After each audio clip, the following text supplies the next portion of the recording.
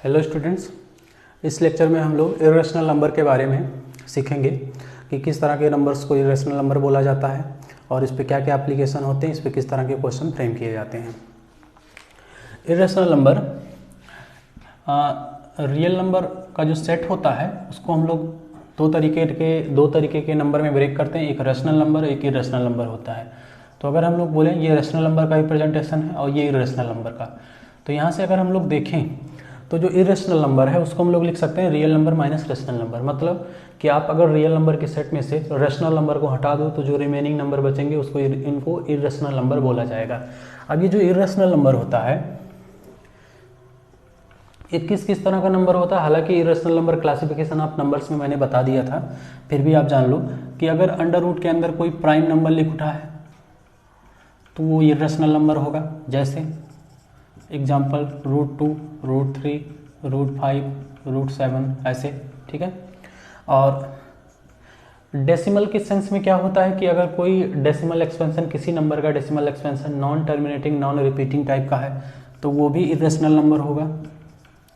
Non terminating non repeating type का है। जैसे इसमें क्या आएगा, अंडर√2 का जो डेसिमल एक्सपेंशन आता है 1.14 करके ऐसे जाता है। पाई का डेसिमल एक्सपेंशन जो आता है ये 3.14 करके जाता है, 1415 ऐसे करके जाता है। ये सब मतलब अंडर√2 का जब हम लोग वैल्यू निकालेंगे √2, ठीक है, जो कि यहाँ पर भी है वो चीज़, तो ये जो इसका डेसिमल एक्सपेंशन आएगा वो non terminating non repeating type का होगा। यही पाई के केस में भी होता है। और अंडर रूट के अंदर कोई प्राइम नंबर लिख लेंगे तो वो भी आएगा। एक और एग्जांपल जैसे ले लेते हैं 3.01001। तो अगर आप देखो तो इसमें भी कोई पैटर्न रिपीट नहीं कर रहा है। ये हम जैसे पैटर्न उसको बोलेंगे जब किसी पर्टिकुलर नंबर पर हम लोग ये बिनिकुलम या बार को अप्लाई कर सकें। जैसे ये 6.393939 ये ऐसे ऐसे होता जाएगा, तो ये रिपीटिशन का पैटर्न होता है। इस तरह का कोई भी पैटर्न इसमें नहीं मिलेगा, दैट्स वाई ये एक इरेशनल नंबर बनता है। अब ये दो तरह के नंबर जो एक डेसिमल के सेंस में इरेशनल नंबर को रिप्रेजेंट करते हैं, एक square root of prime number होता है। और आप समझ लो कि प्राइम नंबर के सेंस में 10th या 9th लेवल पर जो एक क्वेश्चन पूछा जाता है कि किन्हीं दो रेशनल नंबर या इरेशनल नंबर के बीच में जो है इरेशनल नंबर निकालना, तो उसको भी मैं लिख देता हूँ। Irrational number between two given rational numbers. जैसे दो रेशनल नंबर के बीच में भी पूछा जा सकता है, या फिर दो इरेशनल नंबर हैं तो उनके बीच में भी पूछा जा सकता है। इसको भी हम लोग जो है देखेंगे किस तरह से इसको हम लोग क्या मतलब फार्मूला या क्या प्रोसेस अप्लाई करेंगे कि इस तरह के क्वेश्चन को सॉल्व किया जाता है। और इसमें जो एप्लीकेशन आता है, एक होता है अरेंजमेंट होता है। जैसे अरेंजमेंट में आप समझ लो कि ऐसे 3√2 है, 5√6 है, 4√7 है। इसमें कौन सा नंबर छोटा है कौन सा बड़ा है, इस पर मतलब कंपटीशन लेवल में क्वेश्चन पूछ लिए जाते हैं। ऐसे बहुत सारे सर्ड या इरेशनल नंबर्स, ये सब इरेशनल नंबर हैं। इरेशनल नंबर दे दिए जाते हैं, फिर उनका अरेंजमेंट पूछा जाता है असेंडिंग डिसेंडिंग ऑर्डर में। तो ये सब चीज़ जो है हम पूरा इस एप्लीकेशन में पढ़ेंगे। तो अभी हम लोग जैसे ये चीज़ तो इंट्रोडक्शन था, मैंने बता दिया। ये चीज़ हम लोग सीखते हैं कि दो रेशनल नंबर या दो इरेशनल नंबर अगर दिए गए हैं उनके बीच में आने वाले कुछ पर्टिकुलर अमाउंट 3 की संख्या, 4 की संख्या, 5 की संख्या में अगर नंबर ऑफ इरेशनल नंबर पूछ रहा है तो उसको हम लोग कैसे फाइंड करते हैं। ठीक, अब ये कॉन्सेप्ट हम लोग सीखते हैं कि irrational number between two given irrational numbers, मतलब कोई दो इरेशनल नंबर अगर आपको दिए गए हैं और उनके बीच में इरेशनल नंबर पूछा जा रहा है तो उसको हम लोग कैसे निकालेंगे। पहले मैं इस कॉन्सेप्ट का मतलब क्या है, इसके कहने का क्या सेंस है, उसको मैं समझा दूँ कि अगर if A and B are two irrational number और ये इरेशनल नंबर कुछ ऐसे हैं, तो जब इनको नंबर लाइन पे हम लोग प्लॉट करेंगे तो ये नंबर्स ऐसे कुछ रिप्रेजेंट किए जा सकते हैं। ठीक है, अब ये इनके बीच में जो गैप आ रहा है इसी बीच में हमको इरेशनल नंबर निकालना है कि कैसे इसके बीच में हम लोग इरेशनल नंबर निकालते हैं। तो होगा क्या यहाँ पर कि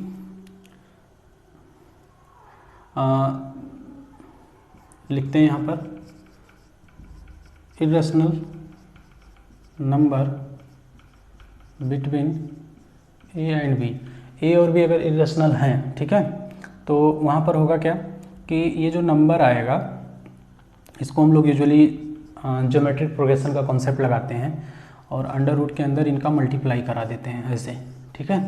तो इसी नंबर का मतलब ये कॉन्सेप्ट लगाते हैं और इससे होता क्या है कि ए इंटू बी करने पे जो नंबर आएगा वो इन्हीं के बीच का आता है। जैसे एग्जांपल लेते हैं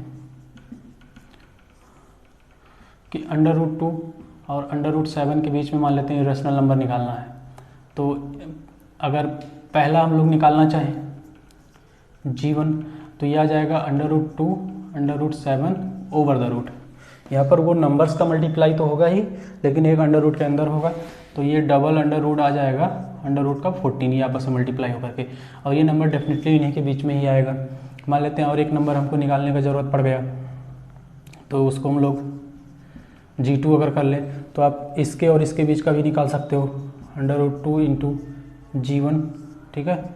तो under root 2 into 2 times under root 14, फिर ये इनके ओवरऑल पर एक रूट, तो ये 2 का पावर 1/4 बनेगा और इंटू 14 का पावर 1/8 बनेगा, या फिर इसको आप ऐसे ही रहने दो, इसको और सिंप्लीफाई करने का जरूरत नहीं है। तो इस तरह से और सीक्वेंस मान लेते हैं हमको, ये जैसे g2 यहाँ आ गया, ये g1 हो गया, ऐसे g3 अगर आपको निकालना है तो g3 के लिए g1 इंटू अंडर रूट 7 आप कर सकते हो अंडर रूट करके। तो इस तरह से जो है हम लोग एक पर्टिकुलर अमाउंट में, चाहे 3 की संख्या 4 की संख्या, उससे ज़्यादा नहीं पूछता है, ठीक है। ये एक पूरा प्रोसीजर होता है, इसमें ऐसा नहीं होता कि आपसे कैलकुलेशन चेक करवाया जाएगा, बस आप ये प्रोसीजर करना जानते हो तो ठीक है, आप निकाल ले जाओगे। यहाँ पर कुछ चीज़ लेकिन ध्यान देना होता है, और ध्यान ये देना होता है कि कभी कभी क्या होता है कि जब ये रेशनल नंबर बोल देता है तो उसके लिए भी यही फार्मूला हम लोग अप्लाई करते हैं कि दो रेशनल नंबर के बीच में अगर रेशनल नंबर बोल दिया तो उसके बीच में भी हम लोग यही फार्मूला अप्लाई करते हैं। लेकिन कभी कभी इस केस में एक दिक्कत आ जाती है कि रेशनल नंबर का केस होगा तो a इंटू बी ये किसी परफेक्ट स्क्वायर के सेम नहीं आना चाहिए, अदरवाइज वो फिर इरेशनल नंबर को रिप्रेजेंट नहीं करेगा। जैसे हम समझाते हैं एक एग्जाम्पल लेकर के, जैसे मान लेते हैं कि अगर 2 और 5 के बीच में हमको इरेशनल नंबर पूछता तो इसी के बीच में आने वाला एक नंबर ये ऐसे आ जाता यूजिंग दिस फार्मूला, जो अभी फार्मूला मैं आपको समझाया हूँ कि अंडर रूट ए बी। ये जी लेटर में इस नाते यूज कर रहा हूँ क्योंकि ये ज्योमेट्रिक प्रोग्रेशन का कॉन्सेप्ट होता है, 2 नंबर का ज्योमेट्रिक मीन का कॉन्सेप्ट यहाँ लगाया जा रहा है। तो ये अंडर रूट 10 आएगा जो कि एक इरेशनल नंबर को रिप्रेजेंट करेगा, ठीक है। लेकिन अगर आप सोचिए अगर इसकी जगह मैं 8 ले लेता, ठीक है, तो होता क्या, इस फार्मूले को लगाते तो उस केस में क्या होता, ये 16 आ जाता 2 इंटू 8, और 16 जो है 4 का स्क्वायर रूट हो जाता, और ये जो है एक इरेशनल नंबर नहीं होता, एक रेशनल नंबर होता है। तो इस केस में कहानी गड़बड़ हो सकती है, यही चीज़ मैं बता रहा था कि ये परफेक्ट स्क्वायर नहीं आना चाहिए, जो अंदर वाला कहानी है, ठीक है, इनका मल्टीपल जो है परफेक्ट स्क्वायर नहीं आना चाहिए। अगर परफेक्ट स्क्वायर आ रहा तब आप क्या कर सकते हैं, तो कोई टेंशन नहीं, इसके जस्ट पहले जो नंबर है उसको कंसिडर कर लो, या फिर इसके जो जस्ट बाद में है वो नंबर कंसिडर कर लो। डेफिनेटली भाई जो 2 और 8 के बीच में होगा डेफिनेटली 3 और 7 के बीच में होगा ही होगा, ऐसा नहीं है कि 2 और 8 के बीच में जो आएगा 3 7 के बीच में नहीं आएगा। तो उसके लिए आप ये अप्लाई कर लो, और 2 ये भी इरेशनल बनेगा, ये भी इरेशनल बनेगा, इरेशनल का प्रोडक्ट इरेशनल ही आएगा अगर वो सेम नहीं है तो, ठीक है। तो इस तरीके से हम लोग जो है ये चीज़ निकाल सकते हैं। बाकी एक और तरीका होता है, एक तरीका क्या होता है कि डेसिमल वाला पैटर्न यूज करके भी आप आगे जो है काम कर सकते हो। जैसे डेफिनेटली अगर 2 और 8 के बीच में निकालना है तो 2.1 ये जो है 2 से तो बड़ा ही होगा और 8 से तो छोटा दिख ही रहा है, तो आप यहाँ कोई ये इस तरह का पैटर्न यूज कर लो, ठीक है। मान लेते हैं एक और निकालना हो तो 2.7 17 177 1777 14 टाइम्स, मतलब कुछ जानबूझ करके एक ऐसा पैटर्न बना दो कि उसमें विनिकुलम ना अप्लाई हो, बार वाला कंडीशन ना अप्लाई हो और रिपीटिशन ना हो, ठीक है। तो ये चीज़ जो है हम लोग करते हैं इसमें। बाकी ऐसे ही करके हम लोग बहुत सारे इरेशनल नंबर अगर 2 नंबर के बीच में निकालना हो तो निकाल सकते हैं, इस फार्मूले से भी निकाल सकते हैं, इससे भी निकाल सकते हैं। अब इसमें एक कॉन्सेप्ट आता है कि जो square root of prime numbers होता है उनको बोला जाता है कि शो करिए वो एक इरेशनल नंबर को रिप्रेजेंट करता है। तो ये काफ़ी ट्रेडिशनल क्वेश्चन होता है, मतलब काफ़ी समय से ये पूछा जा रहा है। जैसे मैं so that square root of prime numbers is irrational number like under root 2, under root 3, under root 5, under root 7, under root 11, under root 13, ये ऐसे जैसे जाते हैं। तो इसमें मान लीजिए हम लोग को अगर शो करना है, ये 5 को हम लोग शो करें कि ये कैसे, क्योंकि देखो होता क्या ना, ये सेम प्रोसीजर सब पे अप्लाई होता है। 5 को रिप्लेस करोगे 13 को तो 13 वाला बन जाएगा, 2 से रिप्लेस कर दिए तो 2 वाला बन जाएगा। तो इस तरह का ये बनता हुआ चला जाता है। तो इसमें हम लोग देखते हैं कि क्या स्टेप्स फॉलो होते हैं। इसमें पूरा स्टेप्स का ही खेल होता है। ये 2 तरीके से होता है। एक तरीका ये है कि आप लॉन्ग डिवीजन यूज करके अंडर रूट 5 का या किसी पर्टिकुलर प्राइम नंबर जिसको प्रूव करना है इरेशनल नंबर है, उसका आप स्क्वायर रूट का वैल्यू ही निकाल डालो, जो कि एक बहुत ही टफ और लेंदी प्रोसीजर हो जाता है, जो इस तरह से हम लोग करते हैं।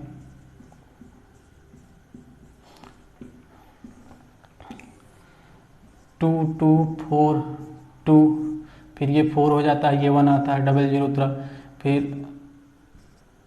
2 टाइम्स ले गए, 2 2 जा 4, 8 आ गया। फिर ये ऐसे करते करते आप कम से कम 15-20 प्लेस तक आप निकाल लो। और अगर आपको कोई पैटर्न नहीं मिलता है तो आप कह सकते हो कि भाई कोई पैटर्न नहीं मिल रहा है, तो इस नाते ये एक इरेशनल नंबर को रिप्रेजेंट करेगा। लेकिन ये बहुत ही लेंदी प्रोसीजर हो जाएगा। तो उसके लिए एक कंट्राडिक्शन मेथड होता है, जिसमें मतलब हम लोग अपने ही तरफ से कुछ चीज़ों को लेट करके प्रूव करते हैं, मतलब शो करने, मतलब उसको सही दिखाने का कोशिश करते हैं, लेकिन पता चलता है बाद में कि वो चीज़ गलत है। तो उस मेथड से हम लोग इसको वेरीफाई करते हैं कि मान लेते हैं हम लोगों को प्रूव करना है कि अंडर रूट 5 जो है एक इरेशनल नंबर है। तो हम लोग क्या करेंगे, let under root 5 is a rational number. अब जरा बात समझिएगा आप लोग यहाँ पे कि प्रूव करना है इरेशनल नंबर, हम लोग इसको मान लेंगे कि एक रेशनल नंबर है।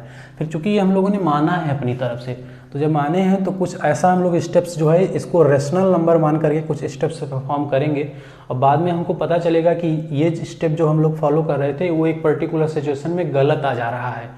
तो गलत चीज़ें कब आती हैं, जब हम लोग गलत चीज़ों को मान लेते हैं। तो ये अगर गलत आ जाएगा तो इसका मतलब क्या होगा कि अंडर रूट 5 को हमने गलत मान लिया, वो वो रेशनल नंबर नहीं है, वो गलत हम मान लिए थे। और जब गलत मान लिए थे तो डेफिनेटली अगर रेशनल नहीं होगा तो इरेशनल प्रूव हो जाएगा। तो इसके लिए हम लोग क्या करते हैं कि let under root 5 is a rational number.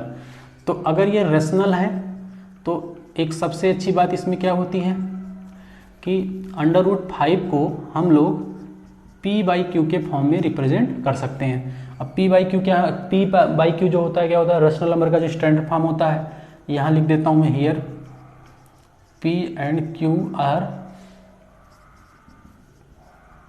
को प्राइम और q नॉट इक्वल टू 0, ये चीज़ होता है। ठीक है, p और q आर को प्राइम है, तो ध्यान रहे को प्राइम का सेंस यही होता है कि आप जब p और q का HCF निकालोगे तो वो 1 होना चाहिए। There is no common factor between p and q other than 1, ये चीज़ ध्यान रखना है आपको। यही हम लोगों का स्टेटमेंट बाद में सही करेगा। अब देखो यहाँ से इम्प्लाइज दैट का सिंबल लगाते हैं। आप जरा ये दोनों साइड का स्क्वायर करके अगर हम मल्टीप्लाई कराएं तो ये हो जाएगा कुछ ऐसा। ठीक, अब यहाँ पे हम लोग एक चीज़ देखेंगे कि ये चीज़ जो ऐसे लिखा है तो इसको आप बोलते हैं हम लोग dividend equals to divisor into quotient करके, ये होता है। तो यहाँ पर अगर ये डिविडेंड है, ये डिविजर है, ये क्यूशिएंट है, तो यहाँ पर हम लोग बोल सकते हैं कि हियर 5 डिवाइड्स p²। तो अगर कोई प्राइम नंबर है इस तरह का, वो किसी नंबर के स्क्वायर को अगर डिवाइड कर रहा है तो डेफिनेटली वो उस नंबर को भी डिवाइड करेगा। जैसे अगर एक प्राइम नंबर हम लोग ले लेते हैं 7, अगर वो 740 या 7 जैसे 7 के स्क्वायर को डिवाइड कर रहा है तो 7 7 को भी करेगा। और एग्जांपल ले लेते हैं इसमें, जैसे 3 का स्क्वायर जो है, 3 जो है अगर वो 21 के स्क्वायर को कर रहा है तो 3 डेफिनेटली 21 को करेगा। अगर हम लोग मान लें कि एक और एग्जांपल कोई ले लेते हैं, 11 मान लेते हैं, इसको कर रहा है अगर डिवाइड, ये जो है आपका 110 का स्क्वायर है, अगर ये इसको कर रहा है तो ये डेफिनेटली इसको भी करेगा। मतलब कोई प्राइम नंबर अगर किसी नंबर के स्क्वायर को डिवाइड करेगा तो डेफिनेटली उस नंबर का जो स्क्वायर रूट, मतलब वो नंबर जब आएगा 2 पावर हटने के बाद, तो उसको भी करेगा। तो अगर 5 जो है डिवाइड कर रहा है p² को, तो 5 डेफिनेटली यहाँ लिख देते हैं 5 आल्सो डिवाइड्स p। अब जब 5 p को भी डिवाइड करेगा तो डेफिनेटली जो है p is the multiple of 5 हो जाएगा, या 5 is the factor of p। तो अगर ये ऐसा हो रहा है, हम लोग बोल सकते हैं here we can write p equals to 5 into k। k क्या है? k is any integer. अब जरा एक न्यूमेरिक एग्जांपल लेकर के इसको हम लोग समझ लेते हैं। जैसे मैंने बोला 3 जो है 21 को डिवाइड कर रहा है, तो हम लोग डेफिनेटली इसको 3 इंटू इंटीजर लिख सकते हैं। 7 जो है 343 को डिवाइड कर रहा है, तो हम लोग इसको 343 इक्वल टू 7 इंटू इंटीजर लिख सकते हैं। अब वो इंटीजर जैसे इस केस में क्या होगा? 7 हो जाएगा, इस केस में 49 हो जाएगा, तो वो अलग बात है, लेकिन हम लोग इस फॉर्मेट में उसको चाहें तो लिख सकते हैं। ठीक, अब अगर ये ऐसा लिख सकते हैं तो यहाँ पर हम लोगों को इस इक्वेशन का ज़रूरत पड़ेगा, तो इसको हम लोग 1 मान लेते हैं। ठीक, अब p, अब यहाँ पर एक चीज़ देखें कि p इक्वस टू जब 5 के लिखा है तो p स्क्वायर इक्वस टू जो है इसका जब होल स्क्वायर करेंगे तो p square equals to 5 square k square ये बनेगा, तो बनेगा p square equals to 25 k square from equation first. This is equation first. p square का वैल्यू रखेंगे 5q स्क्वायर, 5k स्क्वायर तो ये आ जाएगा 25k स्क्वायर, ये यहाँ से कैंसिल होगा तो 5 बचेगा, और q square equals to 5k square आ जाएगा। वापस से हम लोग इस फॉर्मेट में पहुँच चुके हैं, बस अंतर यहाँ है कि यहाँ p था, वहाँ पर q आ चुका है। तो हम लोग बोलेंगे हियर 5 डिवाइड्स q स्क्वायर। तो 5 एक प्राइम नंबर है जो एक नंबर के स्क्वायर को डिवाइड कर रहा है, तो डेफिनेटली उस नंबर को भी डिवाइड करेगा। सो 5 डिवाइड्स q आल्सो, इसको भी करेगा। तो अब देखो जरा, ये जरा स्टेटमेंट समझो आप, ठीक है, ये दोनों, या अपनी कॉपी में ऐसे राउंड मत करना, ये आपके समझाने के लिए। 5 आल्सो डिवाइड p और 5 डिवाइड आल्सो q।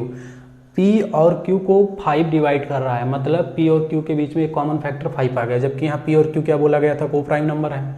इनका जब SCF 1 था तो ये 5 कहाँ से आ गया? तो यही हो गया गड़बड़। क्यों? क्योंकि गड़बड़ मान के चले थे। सिंस हम लोग बोल सकते हैं कि 5 divides p and q both, but p and q are coprime. So यहाँ पर हम लोग बोलेंगे कि आवर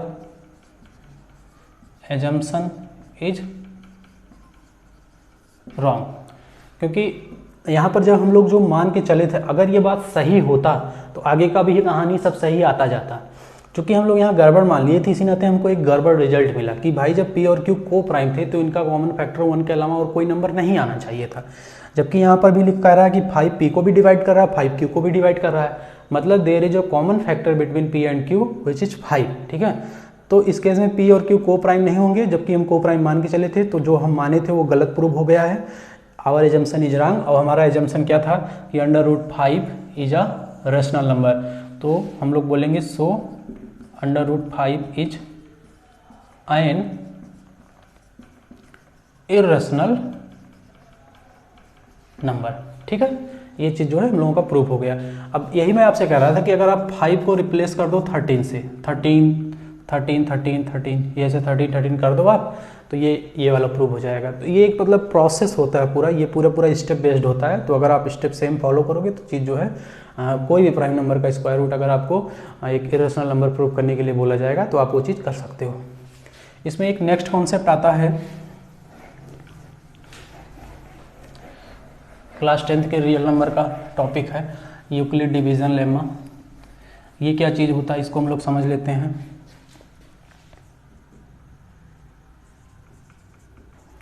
यूक्लिड डिवीजन लेमा, ठीक है। लेमा का मतलब यहाँ सेटअप होता है, थोड़ा सा कंफ्यूजिंग आपको हो सकता लगे, लेकिन आप इसका मतलब कुछ और मत समझ लेना कि कुछ पर्टिकुलर किसी क्वेश्चन या किसी थियरम्स या कोई भी स्टेटमेंट लिखा गया मैथमेटिकल स्टेटमेंट, तो उन्हीं का जो सेटअप होता है उसी को हम लोग बोलते हैं। ठीक है, तो यहाँ पर ये बोला गया if A and B are two number such that, तो यहाँ पर हम लोग ये मान लेते हैं कि a जो है बड़ा है b से। ठीक है, तो अगर ये इंटीजर ही हम लोग इसको इंटीजर मेनली ये इंटीजर पे ही इंटीग्रल वैल्यू पे ही डिफाइन होता है, ए और बी दोनों इंटीजर होते हैं। जैसे मैंने 2 नंबर यहाँ बोला है तो आप इसको इंटीजर मानोगे, ठीक है, पॉजिटिव इंटीजर। तो अगर ये 2 नंबर हैं ए और बी तो होगा क्या कि जब ए बड़ा है बी से तो इसका मतलब बी को अगर हम लोग ए से डिवाइड करें, ठीक है, ध्यान रहे ये बड़ा है ना, जैसे 13 बड़ा है 7 से, तो यहाँ पर हम लोग ये डिवीजन जो है परफॉर्म कर सकते हैं, यही चीज़ मैं समझा रहा हूँ। तो जब आप ये डिवाइड करोगे तो यहाँ पर एक मान लेते हैं आर आता है जिसको हम लोग रिमाइंडर बोलते हैं, और यहाँ पर मान लेते हैं अगर क्यू आ रहा है जिसको हम लोग क्यूसेंट बोलते हैं। तो यूक्लिड ने एक सेटअप समझाया और वो सेटअप क्या था कि A equals to B Q plus R, उन्होंने ये सेटअप समझाया और फिर बोला कि यहाँ पर जो आर होता है, ठीक है, वो आर जो होगा 0 होगा या फिर बी के बीच में होगा, ये चीज़ जो है उन्होंने समझाया। अब आपको एक चीज़ यहाँ ध्यान देना है कि ये जो स्टेटमेंट होता है इसको हम लोग ऐसे भी लिखते हैं डिविडेंड, मतलब ए को डिविडेंड बोलते हैं, dividend equals to divisor into quotient plus reminder plus reminder, ठीक है। तो ये चीज़ आपको जानना है, मतलब अगर कोई एक ऐसा नंबर इस फॉर्मेट में लिखा गया तो उसको ऐसे बोल सकते हैं, मतलब इस फॉर्मेट में लिख सकते हैं, और यहाँ पर ये नंबर डिविडेंड होता है, ये डिविजर होता है, ये क्वोशिएंट होता है और ये बचा हुआ पार्ट रिमाइंडर होता है। और रिमाइंडर डेफिनेटली जो डिविजर होता है उससे हमेशा लेस रहेगा और लेकिन 0 से बड़ा रहेगा। मतलब आप ऐसे समझो कि यही एग्जांपल ले लें कि अगर हम लोग 7 से किसी नंबर को मान लेते हैं किसी इंटीजर को डिवाइड कर रहे हैं तो उस केस में क्या होगा कि यहाँ पर जो पॉसिबल रिमाइंडर होगा वो क्या क्या आ सकता है, 0 1 2 3 4 5 6, ये 6 तक जाएगा, यही बोलने का सेंस था रिमाइंडर जो है। अब 7 नहीं होगा, 7 होगा तो डिवीजन एक स्टेप आगे परफॉर्म हो जाएगा, फिर वो कट करके वापस से रिमाइंडर 0 आ जाएगा, ठीक है। तो 0 से लेकर के 6 तक का रिमाइंडर पॉसिबल होगा। नंबर ऑफ पॉसिबल रिमाइंडर का बात करें तो नंबर ऑफ पॉसिबल रिमाइंडर 7 ही होगा। काउंटिंग 0 से स्टार्ट करेंगे 6 तक जाएंगे तो 7 रिमाइंडर आएगा। इसका जो यूक्लिड डिवीजन लेमा जो होता है इसमें मेनली हम लोग LCM SCF जो बोर्ड सिलेबस है क्लास 10th का, उसमें LCM SCF बेस्ड क्वेश्चन ज़्यादातर पूछे जाते हैं। जैसे ये हम लोगों ने 2 क्वेश्चन लिया है, इन दोनों ही क्वेश्चंस को हम लोग यूक्लिड डिवीजन लेमा जो स्टेटमेंट है उसके हेल्प से हम लोग जो है इसको सॉल्व करेंगे। पहला क्वेश्चन देख लेते हैं, मेनली जो बोर्ड लेवल का क्वेश्चन है कि यूक्लिड डिवीजन लेमा को यूज करके कैसे ही 2 नंबर्स का SCF हम लोग निकालते हैं। तो इसमें क्या होता है कि जो दोनों नंबर्स होते हैं उनको जो है dividend equal to divisor into quotient plus remainder के सेटअप में लिखते हैं। तो बड़ा वाला नंबर हमेशा डिविडेंड बनेगा, 144 इंटू एक ही बार ये जाएगा, ठीक है। अब 4 बच रहा है 450, तो कुल मिलाकर के यहाँ पर बच रहा है 16, ठीक है। अब हम लोग क्या करते हैं कि इसको ऐसे डायगोनली प्लेस करते हैं, मतलब 144 लिखते हैं फिर 16। अब देखते हैं कितनी बार जा रहा है कि 9 टाइम्स जाएगा, ठीक है, और ये प्लस 0 आ जाएगा। तो उस केस में होगा क्या कि जब जिस स्टेप में 0 आएगा, जिस स्टेप में 0 आएगा उसी स्टेप का जो डिवीजर होगा वही हमारा बनेगा SCF। ध्यान से सुनिएगा, जिस स्टेप में रिमाइंडर 0 हो जाता है उसी स्टेप का डिवीजर ही हमारा SCF बनता है। जैसे अगर इसको हम लोग लिखें तो ये बनेगा मिला करके 2 का पावर 4 इंटू 3 का स्क्वायर, और इसको 16 का अगर हम लोग लिखें 160 को तो 2 का पावर 5 इंटू 5 बनेगा। ये ऐसे मैंने किया 16 इंटू 10 कर दिया, ये 2 का पावर 4 हुआ, ये 2 इंटू 5 हुआ, तो ये ऐड हो गया, ठीक है। अब SCF के लिए आप क्या करते हो, मोस्ट कॉमन फैक्टर जो हाईएस्ट कॉमन फैक्टर होता है उसे कंसिडर करते हो।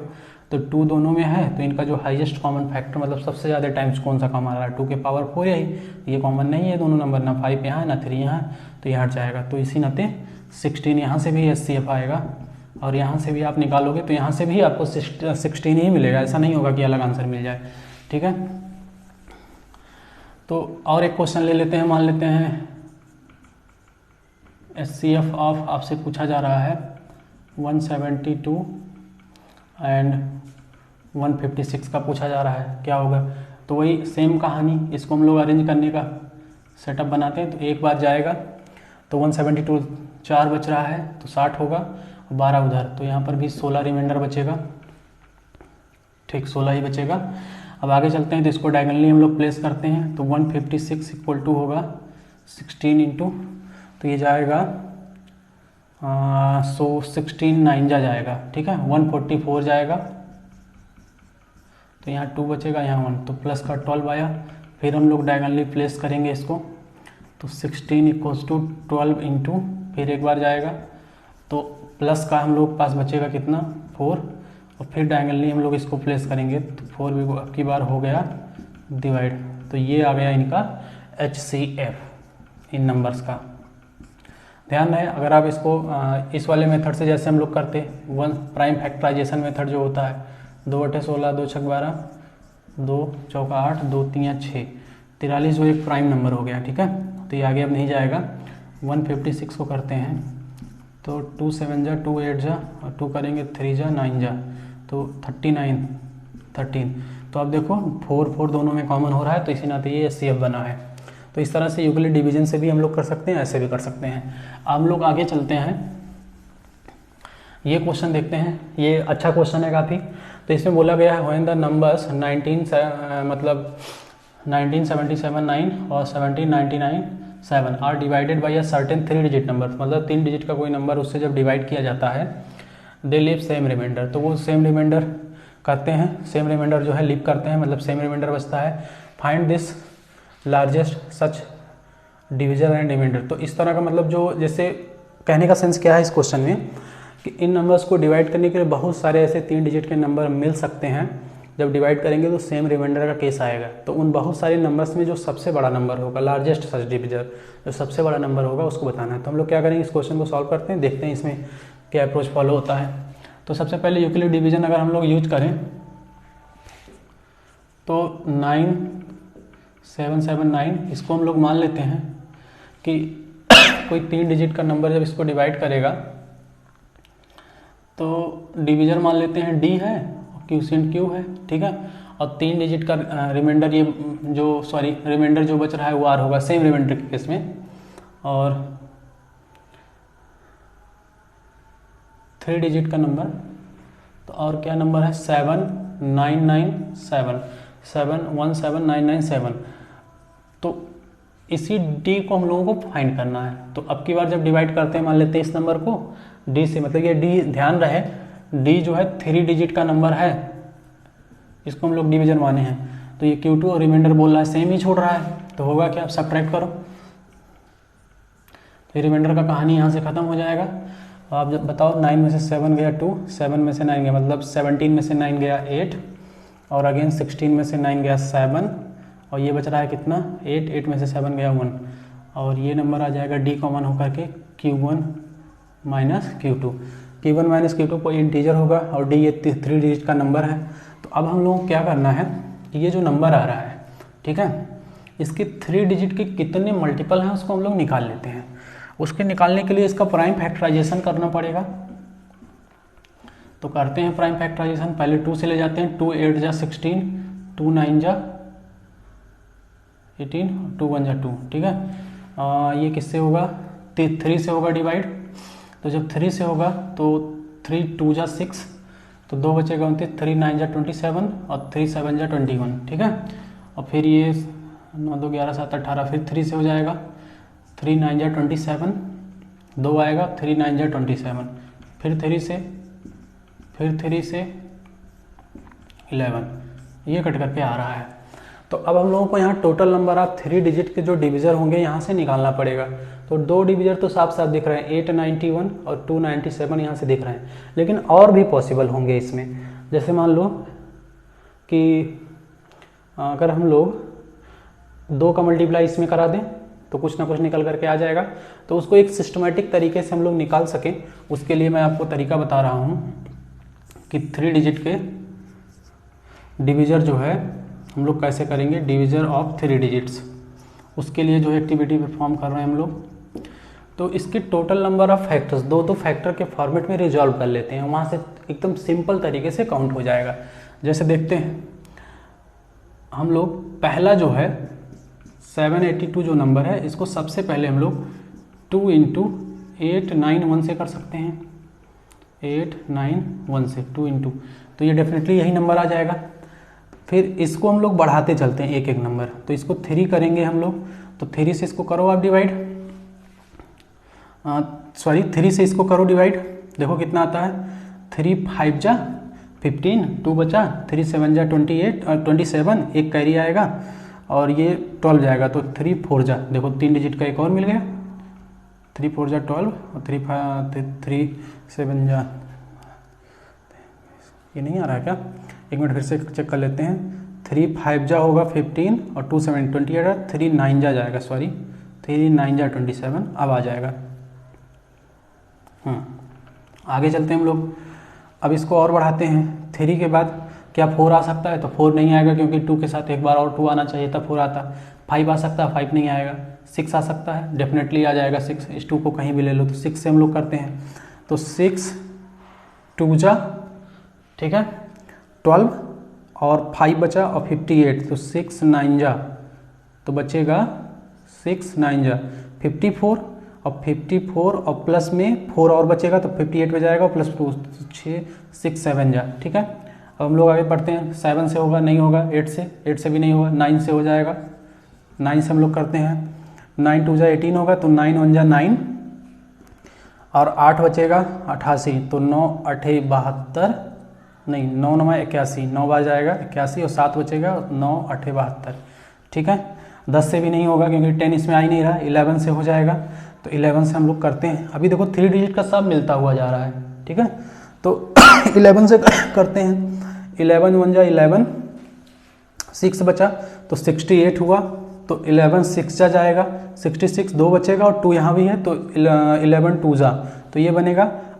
अब उसके बाद हम लोग चलते हैं, 11 के बाद देखते हैं क्या आएगा, 12 नहीं आएगा, 13 14 15 16 17 18 आ जाएगा, 3 3 जा 9 2 जा 18। अब मुझे लगता है इसके बाद जो ये काफ़ी नज़दीक आ गया, अब इससे जो है कम तो हो ही जाना चाहिए, तो इसको हम लोग 18 से कर लेते हैं डिवाइड, देखते हैं कितना नंबर आता है। 9 टाइम्स जाएगा, ठीक है, 162 हो जाएगा और ये 6 बचेगा और यहाँ 1 बचेगा और ये भी 9 टाइम्स जाएगा, 9 2 डिजिट में आ गया ना, तो हमको 3 डिजिट के इसके नंबर ऑफ 6 डिविजर मिल रहे हैं, सॉरी 5 डिविजर मिल रहे हैं।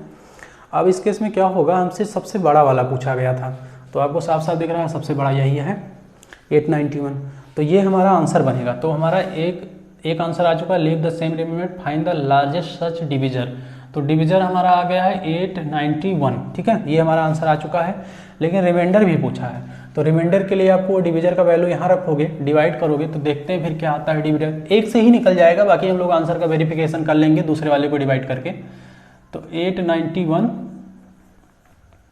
से डिवाइड करो आप किसको, इसको, काफ़ी लग रहा है डिफिकल्ट हो जाएगा ये कैलकुलेशन, ठीक है। तो यहाँ पर हम लोग करते हैं इसको, ये तकरीबन 2000 के पास जाएगा, 2 बार, जैसे एक बार तो जाना नहीं है, तो इसको हम लोग ले जाते हैं 2 बार,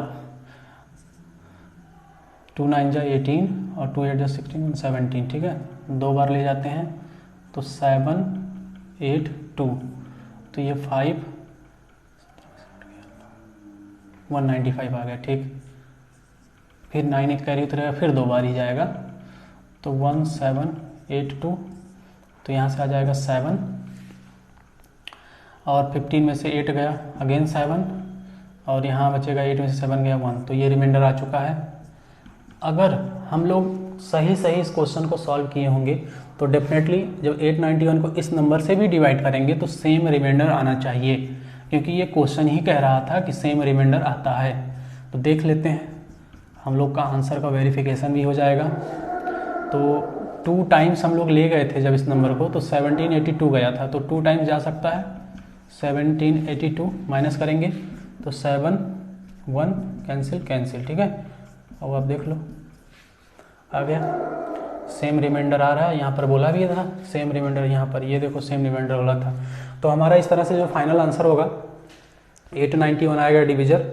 और ये अगर आपसे पूछा है स्मॉलेस्ट डिविजर, तो 3 डिजिट का स्मॉलेस्ट डिविजर जो होगा 162 हो जाएगा, ठीक है।